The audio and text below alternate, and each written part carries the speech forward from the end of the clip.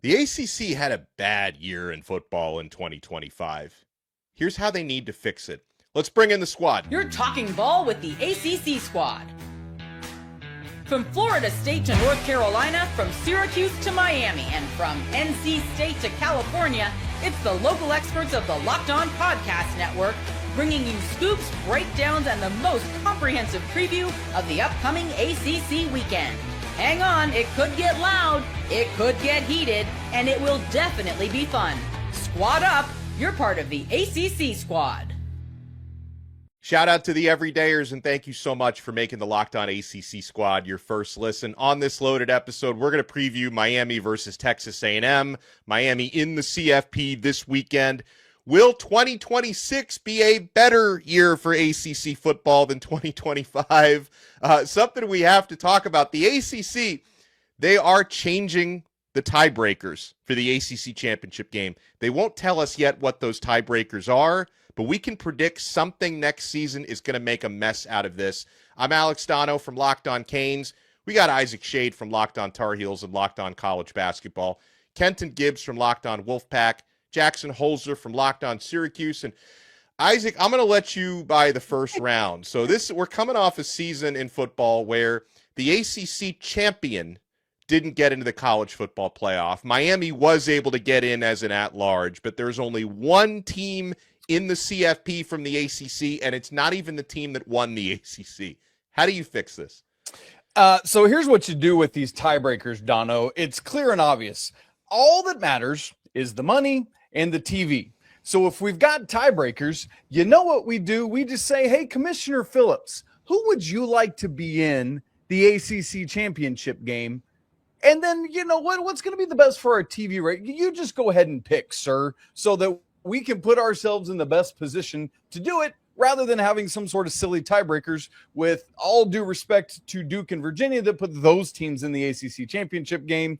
Or, you know, if the team that's in the ACC championship game is the team we can't have winning like Duke, then we're going to have to slide some money to the Zebras so that they don't win.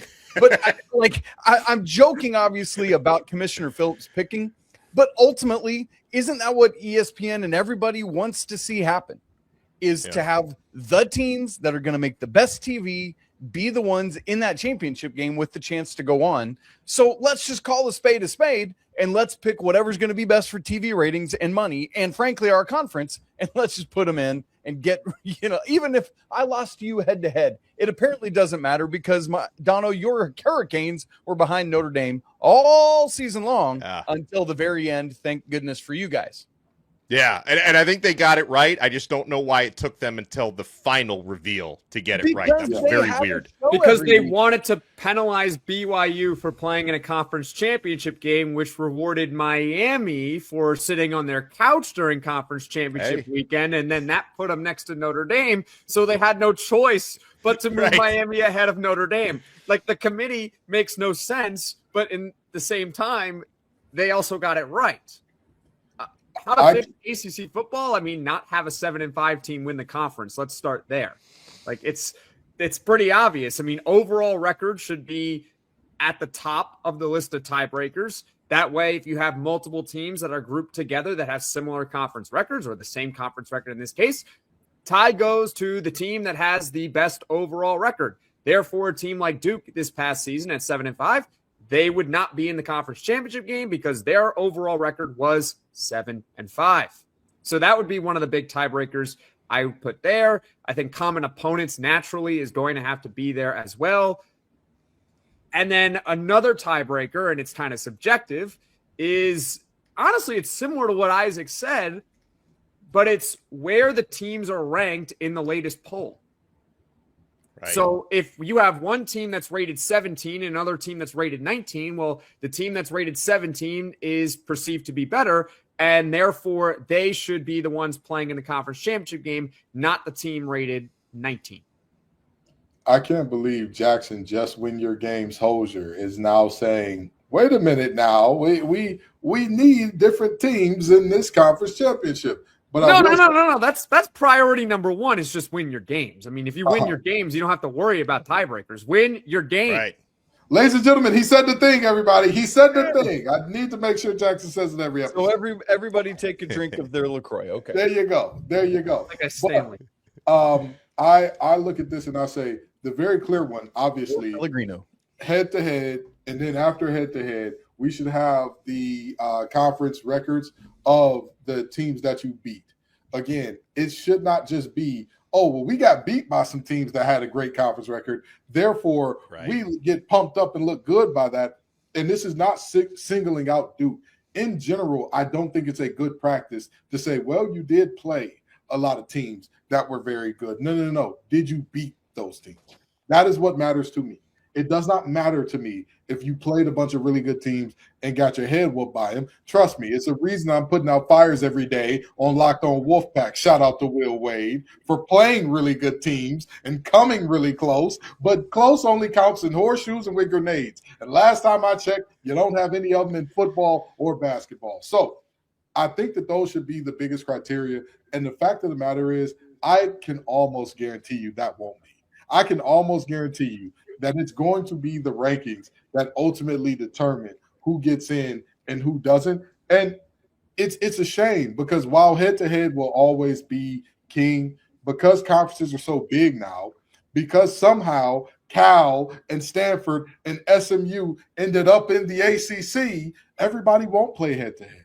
Everybody won't become close to playing head-to-head. So in that, you'll always come up with these weird and wonky who belongs where and who gets in type of deal. And I think it should ultimately be who you beat. And after that, once you get past who you beat, head-to-head, all that type of stuff, the records of who you beat.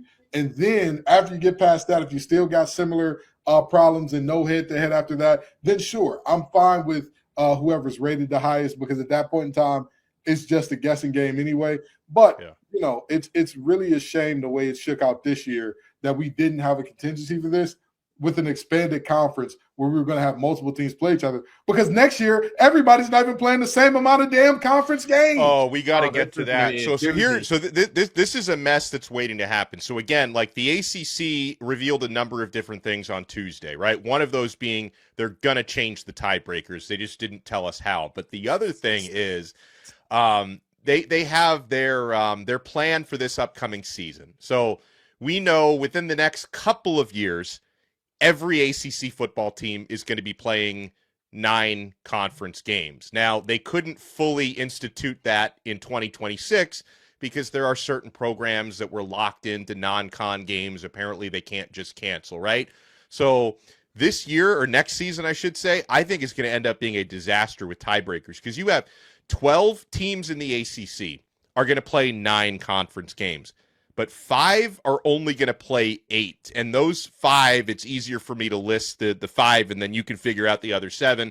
So the teams that will only play an 8-game ACC schedule this year or next year are Boston College, Clemson, Florida State, Georgia Tech, and North Carolina. And Isaac, I just know there's going to end up being some controversial tiebreaker where a team that goes 7-2 in conference is going to get in over a team that went 6-2 because the winning percentage was higher, even though the 6-2 team has better wins. Like, this is a disaster waiting to happen. Oh, it's gonna have to be based on winning percentage because there's no flat rate way to do it. And so that's going to be part of not even just the tiebreaker scenarios, like the straight up rankings in the ACC standings. One of my first thoughts was, I wonder if the 5 schools that are playing 8 are the teams that have Notre Dame on their schedule next year.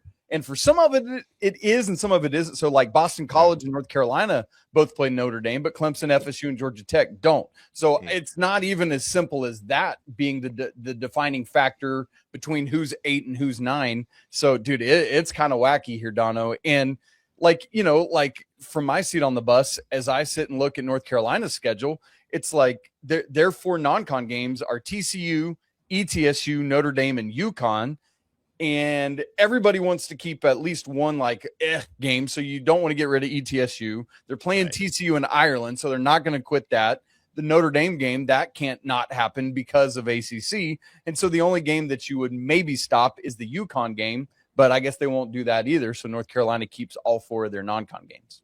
Lucky you, because Syracuse now is going to play 9 ACC games, and they're going to play Notre Dame. Woohoo! But you know what? Just win your games. That's all that matters. There we go. He said it again. Everybody, Just take win your another games. shot.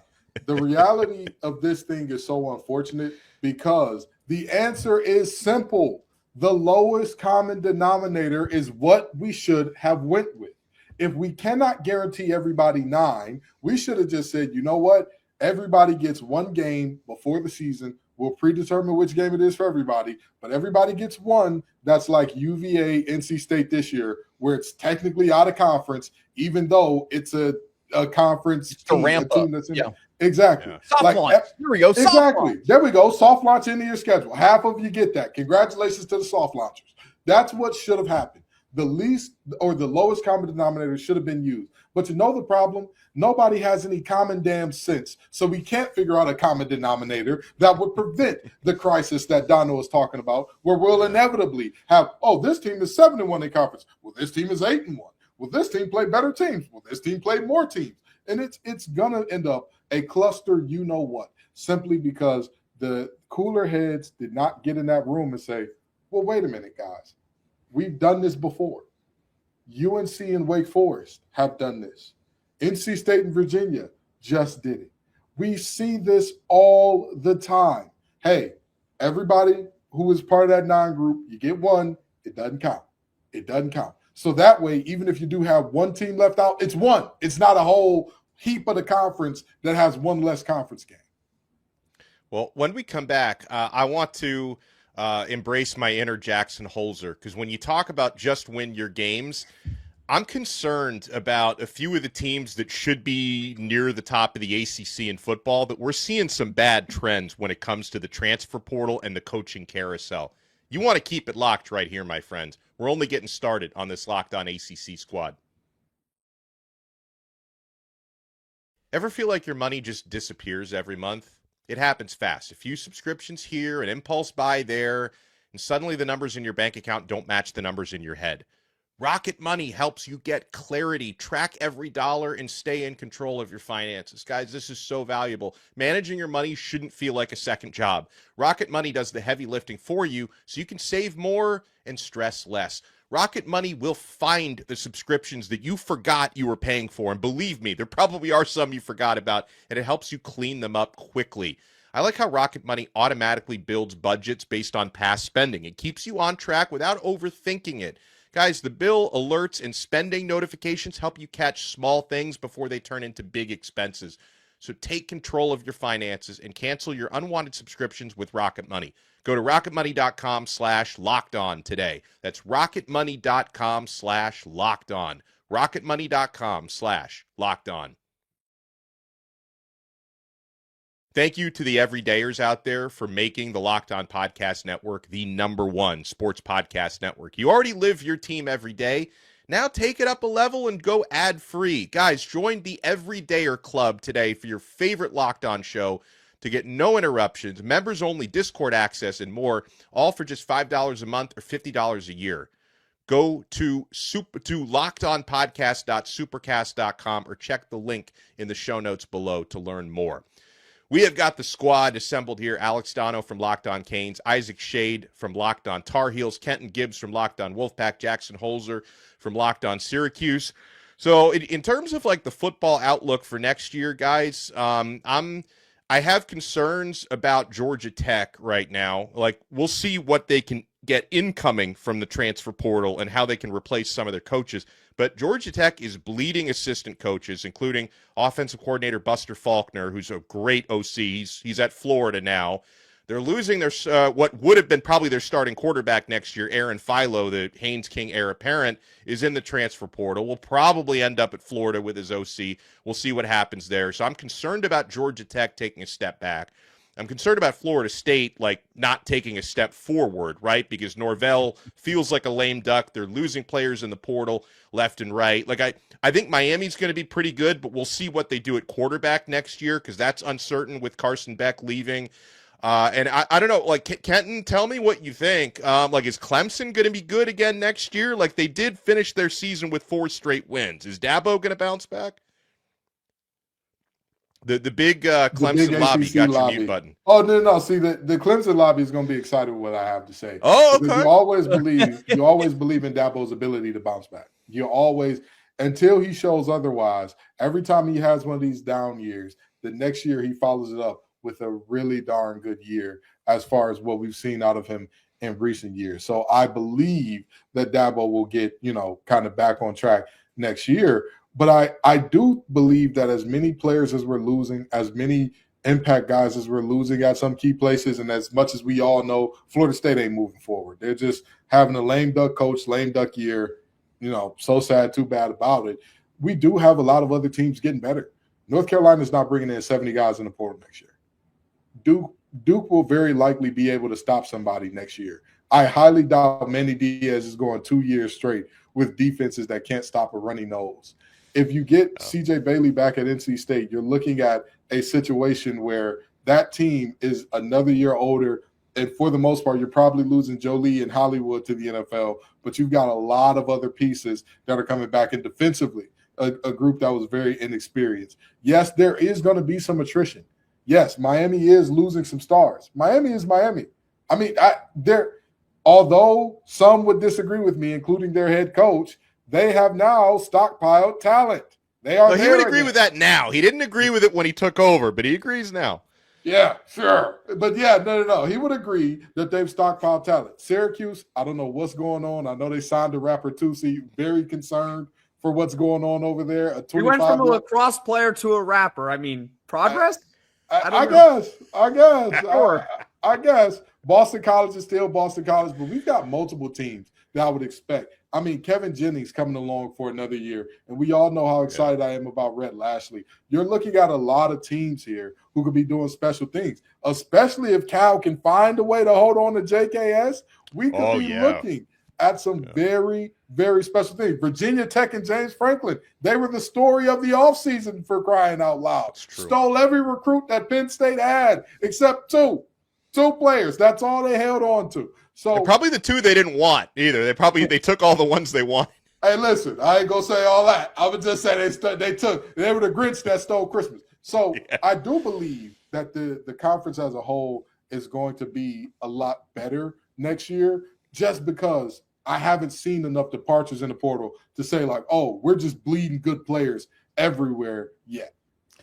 And it's so difficult because let's rewind to August when we all sat here and said, oh man, this ACC championship game, all right, it's going to be Miami and it's going to be Florida State or maybe Louisville. All Clemson. Three of those teams were sitting home. Clemson. Or Clemson, yes, excuse me. I knew that. I was like, there's somebody I'm leaving out. Any combination of that quartet was our thing. Every one of those teams was sitting there watching Virginia and Duke just being like, oh, wow, this is terrible football. And so, like, we can sit here today and say all of this, and it might not matter.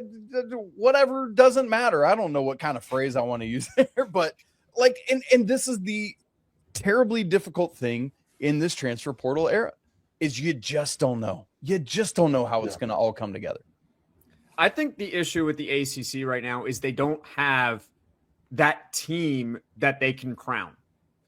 Even the ACC has not been, better than the SEC or the Big Ten, but for a long time, the ACC could crown Clemson as that's the team in the conference that we can, put up top every year. They're going to carry the conference load, right? They don't have that right now. As good as Miami is, no disrespect to them, they are not favored to win a national championship. They might win this weekend. Who knows? But either way, they're probably not even going to get to that Final Four, right? Outside of Miami, and you look at your outlook for next year, the big brands, Miami, yeah, they'll be good next year. I know they're losing guys, but they're Miami. They'll reload. They lost Cam Ward, who's the number one pick, and they're in the college football playoff. So they're fine. Miami should be good. Florida State is a big brand. They're going nowhere. Clemson, I don't know about Clemson. I don't know. Like either. They're not the same Clemson Tigers. Even if they do bounce back, what is their bounce back? Is their bounce back 9-3?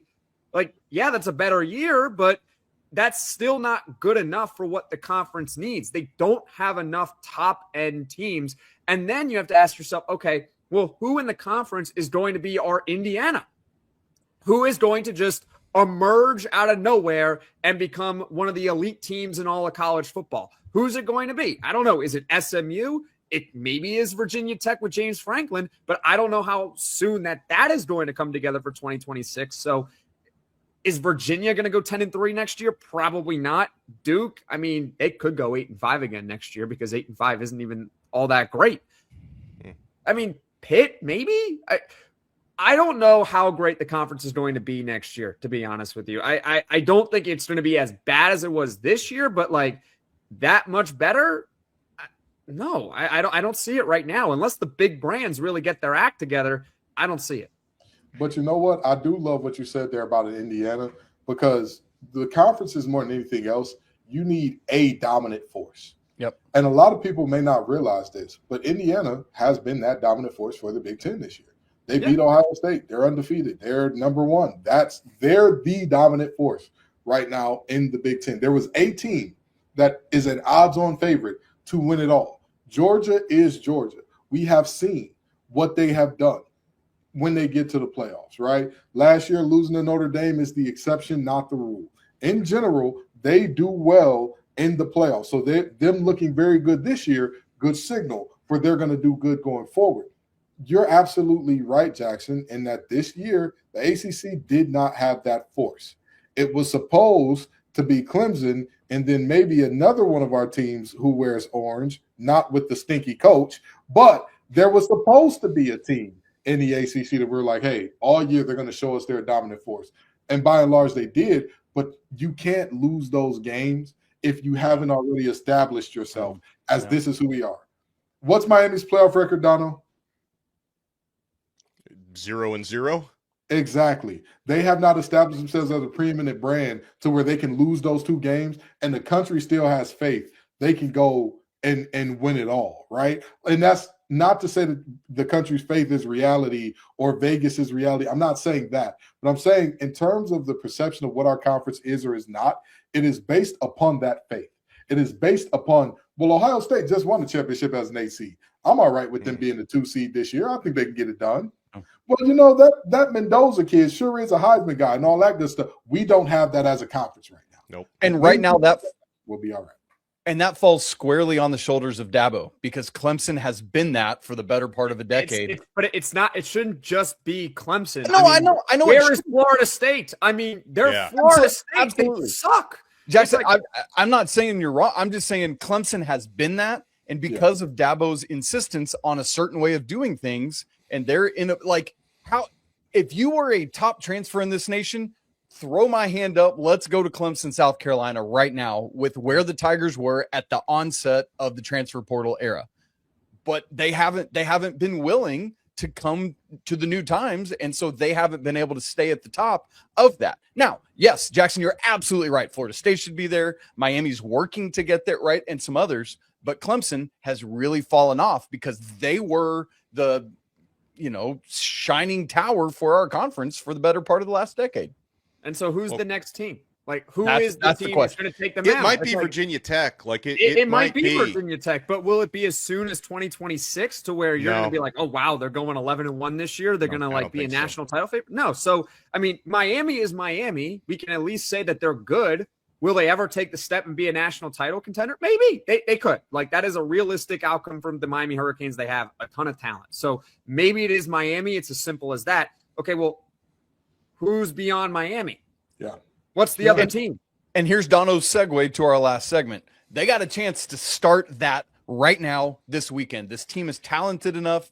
Bain by himself could wreck games and win the CFP, but we got to see it happen. Well, Isaac Schade took the words right out of my mouth. So let's talk about Miami at Texas A&M. Miami's going to try to get that first ever playoff win on Saturday. You want to keep it locked right here on the ACC Squad. The holidays always show up faster than we expect. I mean, here we are. And if you're still putting together gifts, I am as well. Last-minute decor or getting your home ready for guests, Wayfair has you covered. Whether you need a quick room refresh, new bedding, or those final seasonal touches, Wayfair makes it easy to get what you need fast.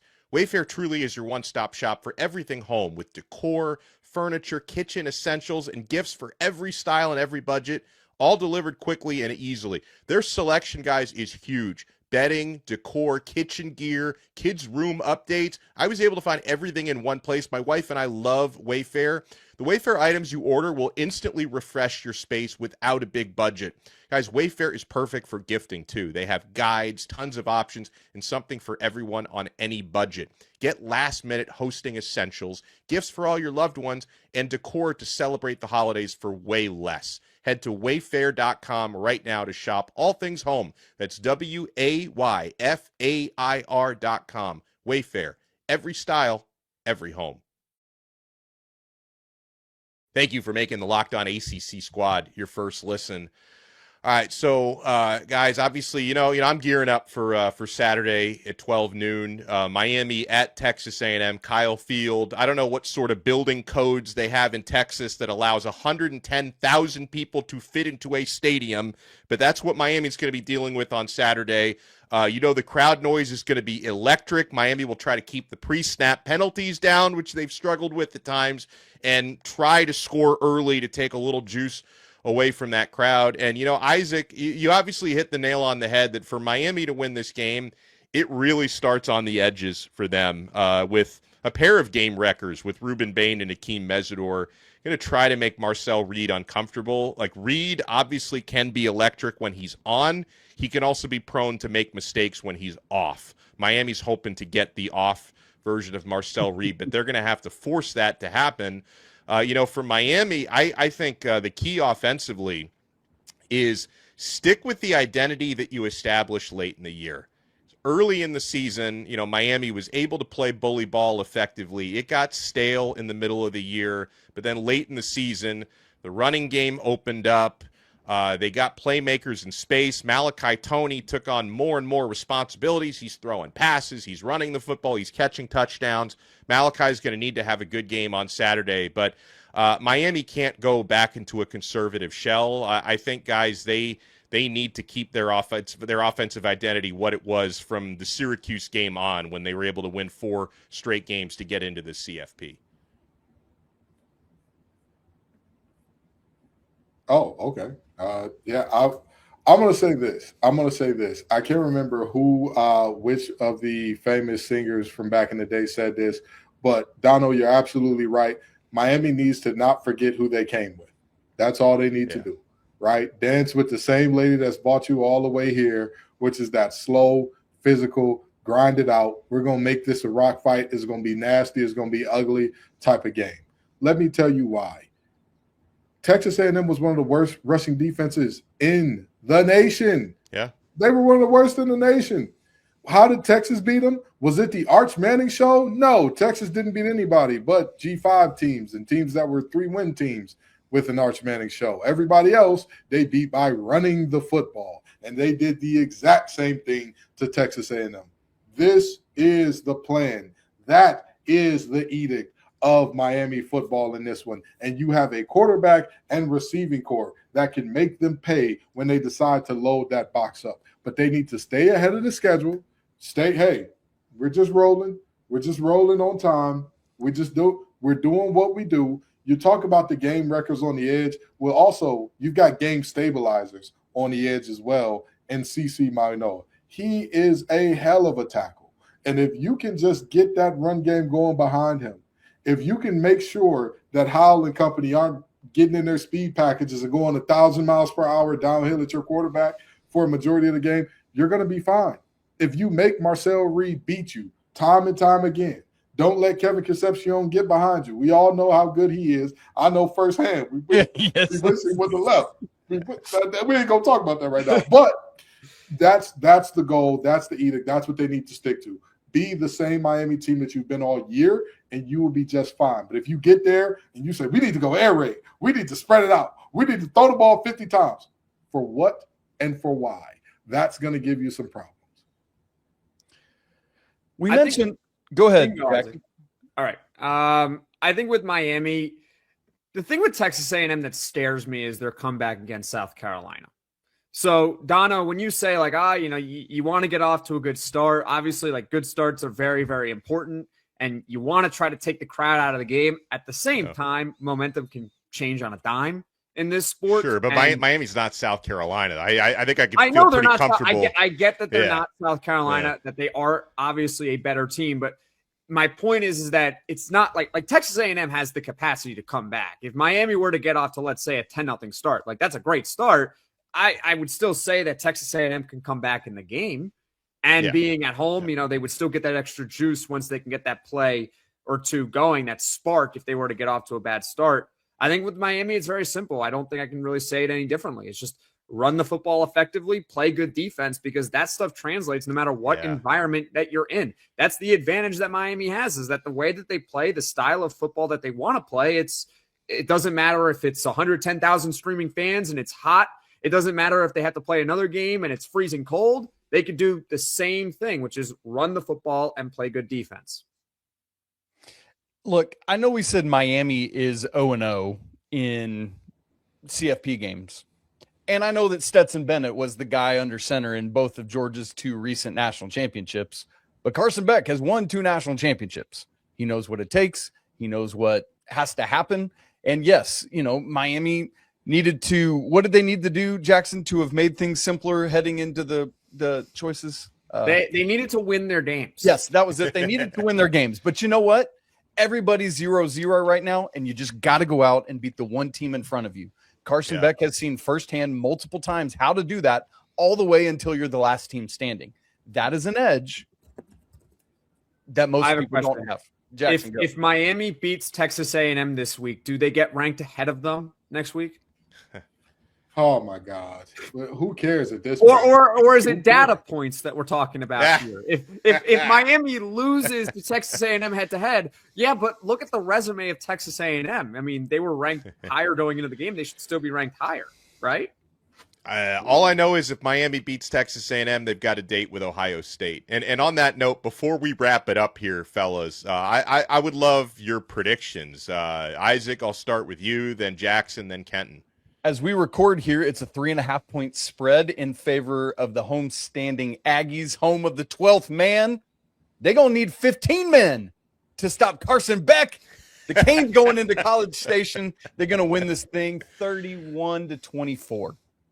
That's my exact score. Wow. So, I'm going to put my Canes hat on here. I'm also going 31-24 Miami. What about you, Jackson? Do I want to pick Miami for conference pride?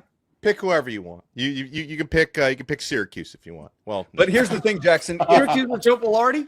Here's what you do need to know about Miami. If they don't win the game, then they didn't just win the game, and their season will be done. So that's right. Win or go home. For them. All right, I'll pick There's Miami. No committee to move them along. We're going Miami. 24-20. They get a stop on 4th and goal to end it. Oh, I like that. You know what? These guys are clearly very big fans of our work because they're repeating the scores that we said almost verbatim. I'm sticking with my prediction of Miami 24-21. Again, I think they're too physical. I think that Texas A&M has been shown to be who they are this last month of the season, and ultimately, I don't think they have the chops to stop Miami on a consistent basis. So, Ruben Hurricane Bain and his Canes are moving forward to Ohio State.